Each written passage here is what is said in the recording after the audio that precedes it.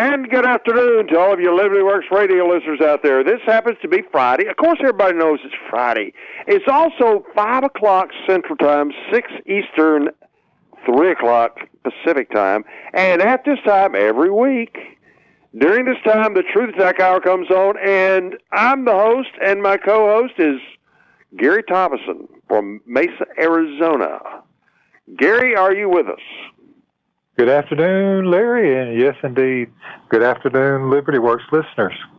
Great, we got a great thing lined up, Larry. I believe that for the next at least 8 weeks, we're going to have some fun, fully understanding how the income tax works. Is that a fair way to characterize what we? You and I have been talking about. Hey, we need to get down to using these shows. You know, we've been educating people, those that'll tune in and listen. But I wanted to have a program where we're going to make sure that we have an audience that's going to follow along. Start on a certain day and continue every Friday, where all of our shows come on Friday afternoons. And we have an hour, 3 15-minute segments, really. And we're going to be talking about, gradually and slowly, we're going to lead people through a lot of information that they really need to know about a lot of things, a lot of legal matters. We're going to be discussing constitutional limits. We're going to be talking about the United States Constitution, but we are going to be focusing in on something that's we consider to be real important, federal taxation. And the reason why is so many people are deficient in knowledge about that extremely important topic. Now, Gary, one of the things that's happened this week that has everybody's attention is this situation involving this new allegation coming from the deep state. Somebody made a complaint that Trump did something illegal when he was talking to the newly elected president of Ukraine. That's called he woke up in the morning. And we're told that there's a crime that's been committed, and you can see, just this one instance alone is a clear demonstration of how the media is used to brainwash people. Would you not? Big time. Big time. Well, Larry, my degree's in radio and television management, and I worked in the media, both in radio and television, so I got firsthand indoctrination into just how the left is. And this is back in the days of Watergate. Yeah, but this is exactly what we're seeing. We're seeing a play built on lies. If you at night, I like to watch the news programs to see what happened during the day. I'm working during the day, and I can only catch the news at night.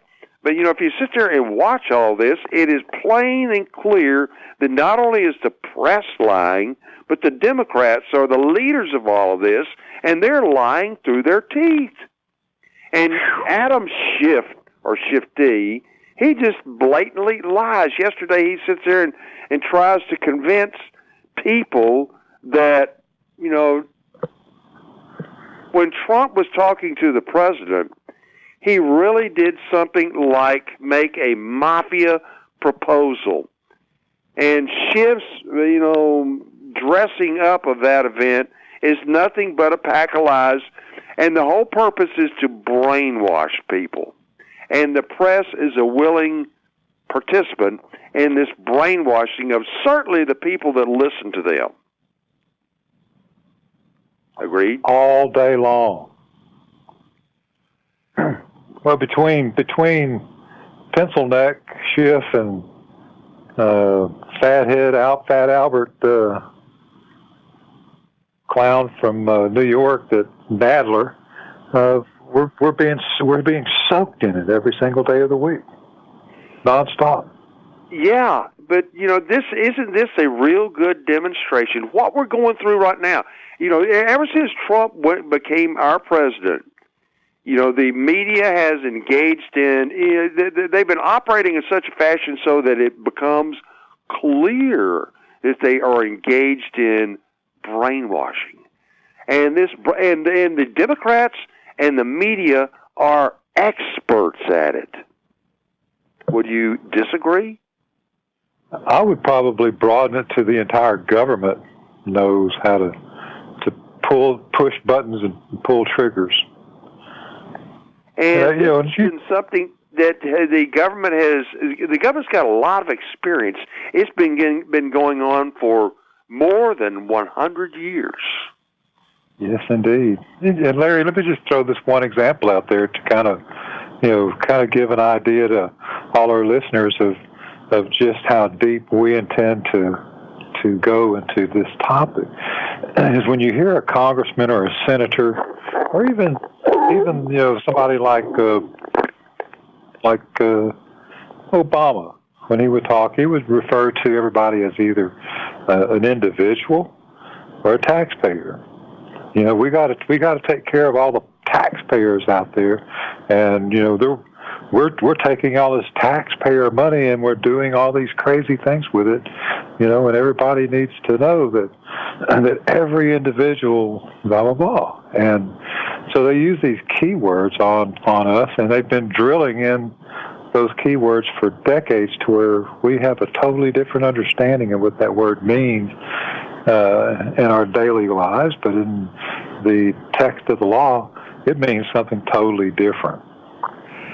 That is true. Now, a point I want to make before we go into our first break, Gary, is I want to show how this brainwashing has been going on for a long time, but I want to, rather than talking about federal taxation, I want to start off with the money issue, because a lot of people, a lot of people aren't aware of the fact that at the federal level, what the federal government is really doing is regulating your consumption by means of taxation. And you have government officials that admit as much. Now, let me kind of put this into context. At the time of the Revolution, right after the Revolution, the states engaged in printing paper money. And the means, the resources to conduct the Revolutionary War was achieved by issuing paper money. Now, that resulted in a great economic disaster in this country. A lot of people aren't aware of that, but it really hurt the economy, the issuance of paper money. And so when the Constitution that we have today was drafted in the Philadelphia Convention in the summer of 1787, there was an effort made to create monetary sanity and erect a permanent monetary system by means of a broad outline set forth in the United States Constitution. And the Constitution provides that, at that time, the power to declare a legal tender was possessed by the states. So the Constitution in Article 1, Section 10, Clause 1 of the United States Constitution said that no state shall make anything other than gold and silver coin a tender in payment of debts. And that coin, pursuant to Article 1, Section 8 of the United States Constitution, Clause 5, Congress was given the power to coin money. So the system that was set up was designed for the purpose of having our money in this country be gold and silver coin. We were going to be operating on the dollar. That's what the Continental Congress, said as much in 1785, and of course when Congress under the United States Constitution was in session in 1792, they drafted and enacted the Coinage Act of 1792. There's the dollar. Sure did. Sure did. So this is a dollar. We have in this country, from a legal viewpoint, a dollar is supposed to be 371 1/4 ounces of pure silver. That's the weight of a dollar coin. And that coin was to be minted by the federal government. But, now if you go over to my website, and my website, we're going to be referring to during the course of this program a lot, very often, my website. Now I've got two websites. Don't go over to LarryBecraft.org. That just tells people how to get in touch with me at my office. I think there's only about one page there at that URL. Where I post legal information is on a different website. I've named it, it was created back in July of 1997. I called it the Dixieland Law Journal. And, I've in the last several years have kind of reorganized it, but it got to be so much information posted on that website, it was kind of difficult for her to pick up and move it.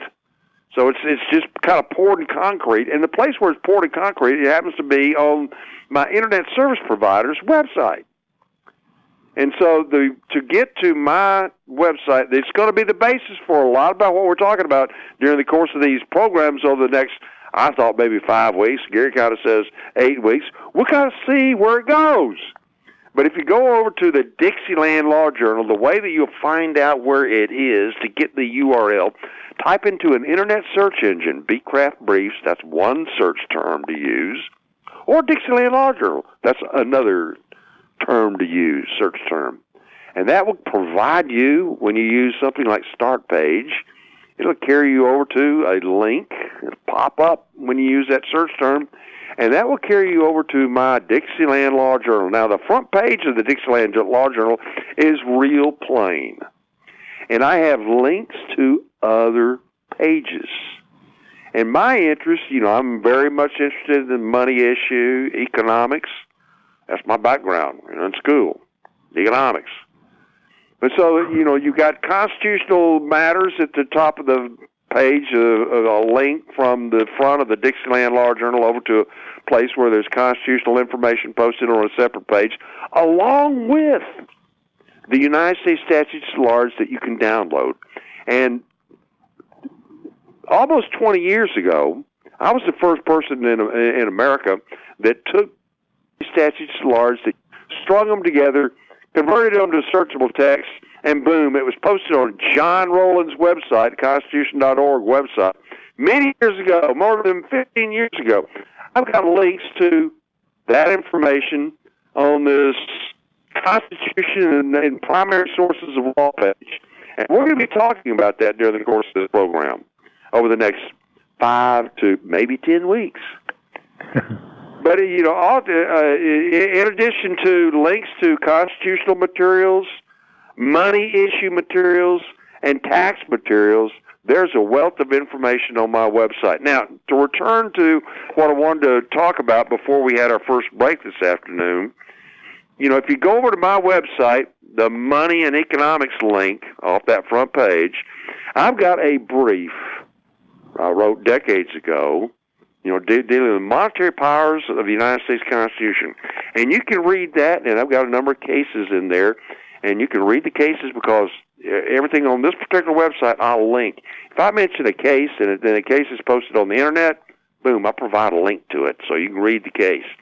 But, you can see by reading that brief on the money issue, how important it is, what happened, when Congress comes along and is bound to the monetary provisions of the United States Constitution, and the intent and purpose of the framers of the Constitution to provide this country with a medium of exchange, a money based on gold and silver coin. But also on that page, you'll find William Gouge. William Gouge was an official in the Andy Jackson administration back in the 1830s, and he wrote an excellent history of how the banks in this country grew. After the adoption, ratification of the United States Constitution, that happens to be the time frame that the banks began to grow and got organized in this country. And all of that is recounted in William Gouge's book, and I provide a link to that book over on my website. Now, Gary, it happens to be 5:14 my time, and I don't know whether I am missing the music for the first break. Have you heard anything? It's just starting to come up, Larry. Just starting to come up. There it is. Hey, folks, we got a few minutes. We'll be off the air while the network provides this message, and then we'll be back. We've got 2 more segments. Stay tuned. And welcome, listeners, to the second segment of this afternoon's edition of the Truth Attack Hour. My name is Larry Becraft. I'm host of this program. My co-host is Gary Thomason, out there in the extremely warm Mesa, Arizona. Am I right, Gary? I tell you, it's starting to turn off and be a little bit cooler because, we're entering the best time of the year for people to start leaving the northern heights and come down here to the sunny, climate of Arizona. It's beautiful when here. When you say it's getting cooler, that means it's moving down from 115 to 95. Well, it's a little bit cooler than that today, but in the evenings it's going to get out into the 70s, and it's going to be unbearably nice. And then, of course, during the daytime hours is deep blue sky and mild weather. Hey, of course, like you say, you're talking about snowstorms. I tell you, there's we're surrounded by mountains, and a lot of people think that Arizona is nothing but just one big desert, but it's probably one of the most beautiful states in the entire country, starting way up north at the Grand Canyon and working your way down. Oh, Flagstaff is it's beautiful. Yeah. Well, hey, folks, today we're starting. This is the first program in what we hope to be a series of programs where our purpose is going to be to educate our listeners. Now, we started off this program talking about the giant brainwashing machine, and I think a lot of right-thinking Americans have really seen how well-organized, well-heeled the brainwashing machine is here in America, and we can see it through the activities of the organized press and the Democratic Party. But there's been brainwashing going on for a long time. And I just think that more and more Americans are going to be beginning to appreciate how big a role brainwashing has played in, getting Americans to think in a particular way. Well, one of the things we want to do during this course of this program is to educate our listeners as to some very important matters: money, taxation, the battle to save the United States Constitution. That is our purpose. Now, right before the break, Gary and I were talking about, one of the reasons why we have, federal taxation. And what I want to, if you want to learn something about this history regarding how the monetary system, the organized financial power in this country changed from the founding of this republic, where we had money based on gold and silver coin. We've gradually had this financial power come into being in this country, and now it is incredibly powerful. And as a result, just by mission creep, the money in this country has been changed. And, Gary, you and I are on a particular list. We get email off this list, and there is a dispute about what a dollar is. Would you agree? I agree. And, and one of the things that we always seem to get around to talking about is this money issue. And, you had mentioned the Coinage Act of 1792.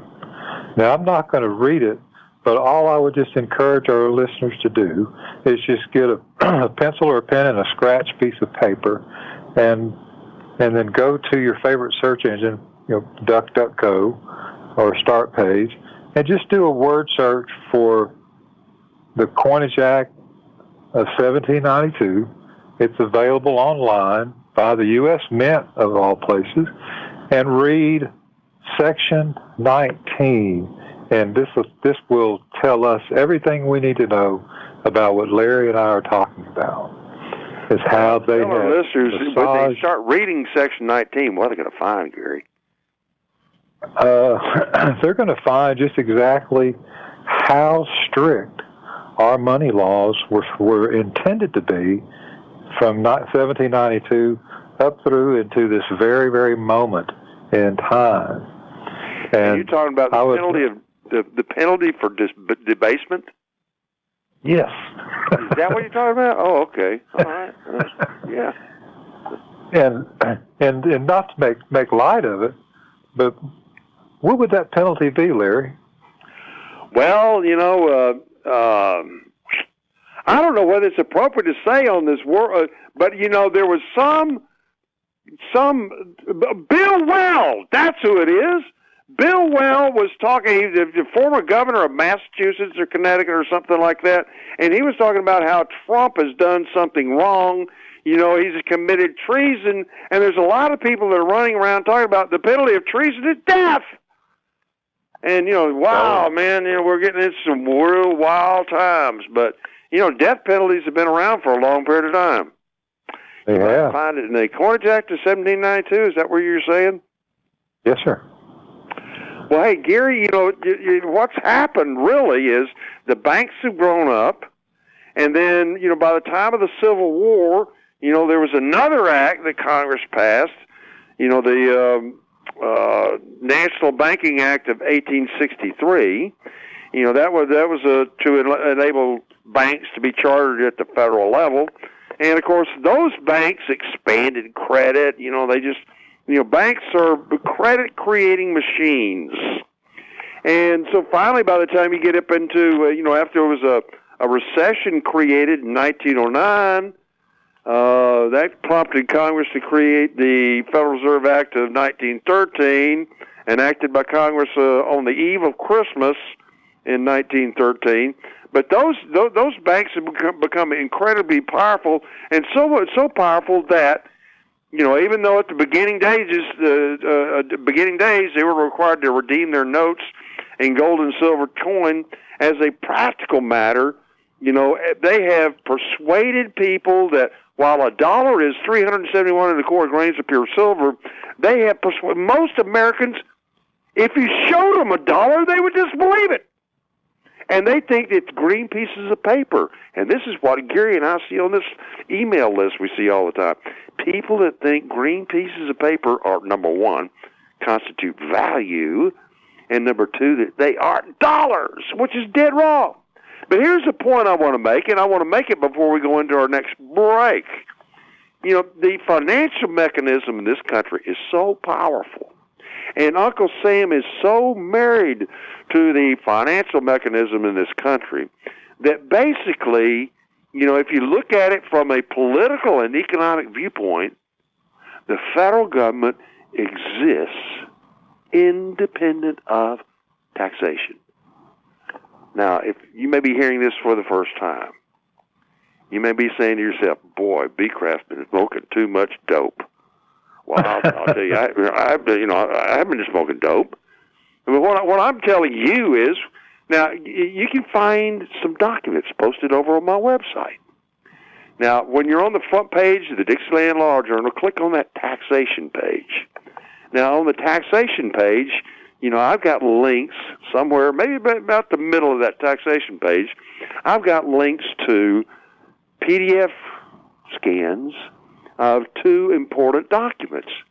And the men who authored these documents, one of which is a speech, were government employees. One, of course, they want you to think that the Federal Reserve is, and chairman of the board of the Federal Reserve, he plays an employee role, so to speak, in the operation of the federal government. But one of these guys was Beardsley Rumble, the chairman of the Federal Reserve Bank of New York, back during World War II. But then there's also a Treasury Department employee by the name of, I call him Roy Blau. His last name is spelled B-L-O-U-G-H, which could be pronounced, I'm going to say Blau. It could be Blau or Bluff. I call it Blau. But both of them, and both of these documents you can get off of my taxation page. Now, here's what, Beardsley Rumble gave a speech to a bunch of lawyers in 1946. And this speech got printed in a magazine of the time, and the article has a heading for Beardsley Rumble's speech, and the heading for this article, I'm sure Beardsley Rumble didn't get up and say, the title of my speech is Taxes for Revenue are Obsolete. However, the article is labeled Taxes for Revenue are Obsolete. Now, here's what the introduction to this article that's reprinted in this magazine says. It makes the very precise point about what the topic is. Beardsley Rumble's thesis is that given Number one, control of a central bank banking system, and two, an inconvertible currency. A sovereign national government is finally free of money worries and need no longer levy taxes for the purpose of providing itself with a revenue. All taxation, therefore, should be regarded from the point of view of social and economic consequences. Now, this is real important. Too many people think that the purpose of federal taxation is to provide money to the government. But however, there are people in government long ago. Now, I will tell our listeners, I've tried to learn a little bit about this Rummel's speech given in 1946. There were a number of people. There were symposiums. There were conventions going on before this time and after this time, and a number of economists and other Treasury people. They were all teaching Americans at these conventions about precisely this very point, that when you have a government that is issuing fiat currency, and now the fiat currency really comes from the Federal Reserve, but the government spends that fiat currency and by means of legal tender laws forces you to take it.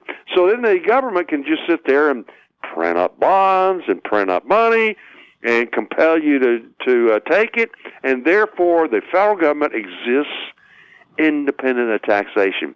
And what does Beardsley Rumble say is the purpose of taxation in this article titled Taxes for Revenue Are Obsolete? This is what Beardsley Rumble says. Federal taxes can be made to serve four principal purposes of a social and economic character. These purposes are, one, as an instrument of fiscal policy to help stabilize the purchasing power of the, quote, dollar. But in the article, they don't have in parentheses dollar. That's just me. But, there is that word. Number two, to express public policy in the distribution of wealth and of income, as in the case of progressive income and estate taxes. Number three, to express public policy in subsidizing and in penalizing various industries and economic groups. Number four, to isolate and assess directly the cost of certain national benefits such as highways and Social Security. Now, I'm not going to discuss at further length and waste time this article by Beardsley Rumble. I invite our listeners to sit down, go over to my taxation page, look down there until you see the Beardsley Rumble article, Taxes for Revenue Are Obsolete, and read it. But, there is also another article written by Roy Blah. Now, Roy Blah was the director of the Division of Tax Research at the Treasury Department, and it was delivered before the Tax Institute in New York on February the 7th, 1944. And, we got this document from government documents inside the Treasury Department. And so Roy Blah, I'm presuming he, since it says this was delivered, I'm sure that what he did is, it says the following address was delivered.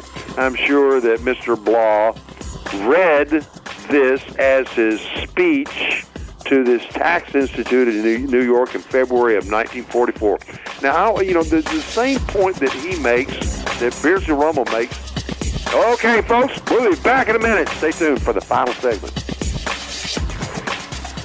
And welcome to the final segment of this afternoon's edition of the Truth Attack Hour. Hey, Gary, before we proceed any further, how about you giving out your email address to our listeners? Oh, I'd be happy to, Larry. Just get a little scratch piece of paper and a pencil and scribble out Gary, Gary, at npn.net. That'd be in words, Nancy, Paul, Nancy, npn.net. Wow, Gary at npn.net. That's a very complicated email address. Well, I try to make things as complicated as I possibly can. That's very simple. I remember my father telling me that I could break a steel ball with a rubber hammer. Wow, that's a good one. Well, hey, Gary, I want to pick up where it was right at the break. We were interrupted by that commercial message.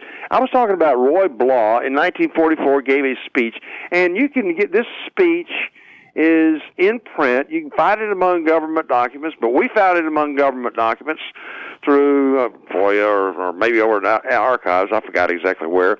And I converted it to text. I scanned it, converted it to text, and a PDF of it is posted on my website.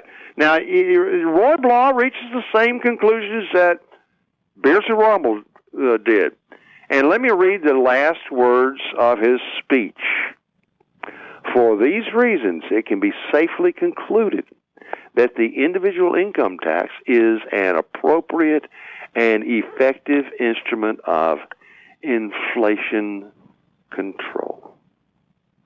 So if you're sitting there printing paper money, and that's the way you get wealth, power, and the ability to direct economic activity, you're issuing paper money, and those are the primary benefits to you by issuing paper money: wealth, power, and the ability to direct economic activity. Hey, wealth, by issuing paper money, you can buy anything. You're compelling anybody to give it to you for the pieces of paper. You have the ability to direct economic activity. Hey, I live in Huntsville, Alabama. Huntsville, Alabama, in the early 50s, was the county seat of Madison County. And Madison County was an agricultural county primarily devoted to growing cotton and watercress, among other things. We had a lot of farms here. But then Uncle Sam comes in here, brings the German rocket scientists like von Braun over here to Huntsville, and they start the missile program. And the missile program, the basis for it, building of the rockets, blasting them off back in the 50s and 60s. You could hear those rocket engines fire up out there on the arsenal. That's what they did here in Huntsville, Alabama. And it grew by, Huntsville grew from 15,000 in the early 50s in population to, by the beginning of the 60s, something like 70,000 people were living here in Huntsville, Alabama. And, of course, now it's Huntsville is about 200,000 in population. We are, hey, Gary, this brings up Shreveport. I looked this up. Shreveport and Huntsville are right next to each other in the most populous cities in the country. Huntsville's, I think, is 120th or 122nd most populous city in the country, and either right before it or right after it, Shreveport is there. So Huntsville and Shreveport are same size. Hey, here's another little factoid. Huntsville's got the NASA rocket and missile facilities. Shreveport's got Barksdale Air Force Base. Yeah. And so you got military installations that really gave life to those cities. Yeah, for sure. And that's the way printing is spending paper money in one spot. That's the way, the economic activity can be regulated. So Uncle Sam gets everything for nothing by printing pieces of paper. He gets wealth. It gets the power to direct economic activity, as we've talked about here with Huntsville and Shreveport, and it gets political power. Hey, it can organize the form of government it wants. You can have your deep state people, funding, and this is probably what went on with Joe Biden. That $1.5 billion that the Chinese, Uncle Sam printed all that up, probably used it to buy something from the Chinese. So the Chinese ends up with $1.5 billion, and it goes to Hunter Biden. But I guarantee you, all of that money went. That's a deep state operation. The deep state funnels the money through China and sends it back, and that $1.5 billion was spent on favors for the deep state. including politicians. Would you agree? Indeed, and while our listeners are standing there, sitting there with a piece of paper and a pencil, there's a YouTube video channel called John Ward, JOHNWARD. John Ward did a video about Hunter Biden, and when you guys are cruising through YouTube, slide over to John Ward and watch his videos. I think all of them are really good, but he's got one on Hunter Biden, and you will roll in the floor, and then you will become quite angry because somebody like that little slime ball is getting away with all of this corruption. But anyway, just thought I'd throw that in as a teaser. Ward, W-A-R-D? W-A-R-D, John Ward on YouTube. Mm-hmm. Well, when I go home tonight, that's the first thing. I'm going to sit down. I'm going to watch the news. I'm going to look for those YouTube videos. warm my eyeballs, getting them ready for tomorrow afternoon. What would that be? Well, Gary, the SEC is, occupies. Hey, look, Clemson is nothing more than the product of Alabama. Dabo Swinney, Dabo's a Jefferson County name. He's from the heart of Alabama. He was a Alabama football player. He was an Alabama assistant coach before he went over to Clemson. So Clemson is really Alabama. That's the Clemson campus for the University of Alabama. But then, so you're saying that the SEC follows right along behind that. We got Bama, Georgia, LSU, Florida, the Aggies, Auburn. So that's what I'm going to be doing tomorrow. Well, but hey, Gary, we're almost at the end of the program. Hey, I want to, we've kind of devoted a lot of this hour to, pouring into our listeners' heads, trying to get this thought deeply ingrained in your brain. I hope it's just as powerful as the brainwashing that the media and politicians do for other things that, that we can see in our ordinary everyday lives. We can see how liberals, climate change activists, they're nothing more than myrmidons that have been brainwashed. And we see that the brainwashing operation is certainly, we're not brainwashed by that machine. That machine is in full operation regarding liberals. But then the mere fact that we can see it also demonstrates that, hey, we've been subjected to that during the course of our lives. And it's been going on a long time. And the system has convinced us that pieces of paper are dollars. When constitutionally, since the word dollar appears in the United States Constitution, Congress cannot change the meaning of a word in the United States Constitution. That word will have the meaning it had when the Constitution went into effect. And so we have the Constitution that back in 1790s, a dollar was 371 grains of pure silver, and that word dollar is used twice in the United States Constitution, including in an amendment. And a dollar means that, so it's impossible to change it. But the American people believe that a dollar is a green piece of paper. Now, in the next couple of weeks, we're going to be getting into, getting around to, I wanted to spend this initial program talking about, hey, look, it's taxation at the federal level is not what you think it's for. It's to control consumption, to control inflation. That's something that a lot of people need to know about. But, Gary, what are some of the things over the next month or two we're going to be talking about during this afternoon edition of the Truth Attack Hour? Well, of course, we're going to be concentrating on the constitutional limits put on the government, as well as even going through and learning some specifics and some details about words and terms that are used in the income tax laws. But, and I know there's a lot of people out there that are confused and they're not real happy with the government, or they have tax problems or whatever. And let me just say, like this, is that it's really not that difficult. And when you're at your lowest moment, just think about life being not about waiting for the storm to pass. It's all about learning how to dance in the rain. We got to take a different perspective and a different look. It's not about a rainstorm. It's learning about how to dance in the rain. Boy, isn't that a hippie expression, dancing in the rain? Yeah. But then you're just an old hippie, am I right? I've been accused of that one time in my life. Well, so, hey, I want to tell our listeners, every Friday, Gary and I come on. It's called the Truth Tech Hour. We've been doing it for a while.